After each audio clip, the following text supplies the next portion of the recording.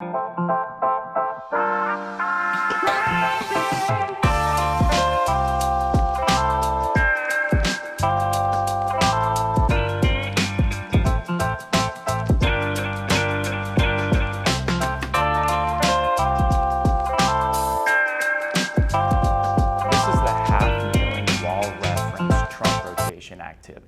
What this is training is the ability for us to rotate our trunk towards the stance leg when we're walking or running, and creating that dissociation between the upper and lower halves of our body.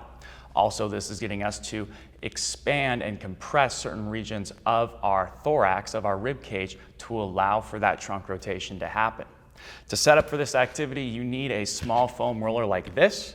You could also use a big one, but that might end up being a little hard to maintain on the wall here. So a small one is best, or whatever you can find. A ball could also potentially work.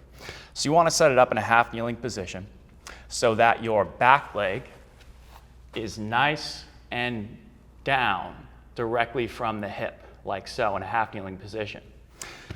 And then take that foam roller, set up, and make sure you're nice and comfortable. Make sure that this foam roller is flush with the wall. Put some pressure into that foam roller, and that's going to allow you to recruit your inner thigh adductor muscle on this leg. That's good, and that's what we want. So if you lose this and it falls, you know you lost your tension, and you know that you're probably spinning out of it a little bit. So go ahead and set it up like this, and then tuck your hips slightly. And then what I want you to think about doing is pushing your top hip down and pulling your bottom hip up.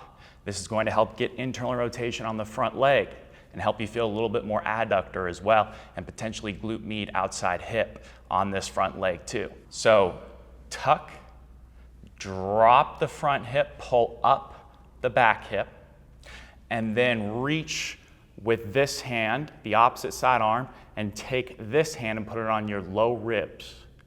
Exhale.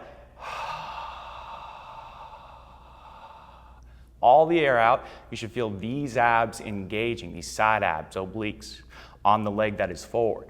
Hold that as you inhale. Exhale. Try to reach just an inch or a couple of centimeters further with each subsequent exhale. In terms of what it looks like to actually drop and raise that hip, I know that can be a confusing concept for some people, so go ahead, put your hands on your hips like this, and imagine that you're trying to drop that side, this side of your pelvis down, and pull this one up. You don't want to go out to the side, you just want it to be a subtle shift like this. That should also take some stress off of this back quad, which is nice.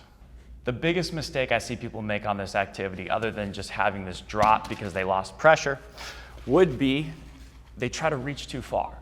They try to go really far and then they spin out of it, and they're trying to reach more, and they're not able to stay back and stacked with the ribs over the pelvis. So we want to make sure that despite the fact that we're reaching a little bit further, it's very subtle, it's very small for a reason, we're trying to get the dissociation of the upper and lower body. So make sure that your reaches forward on the subsequent exhales are nice and subtle. You should be able to stay back like this as opposed to that, or turning way far out of it like so. Make sure that that reach is mostly forward. You can come across your midline a little bit as long as this hand isn't passing this knee, and that would look like this right here. That's not what we want. This is more of what we want.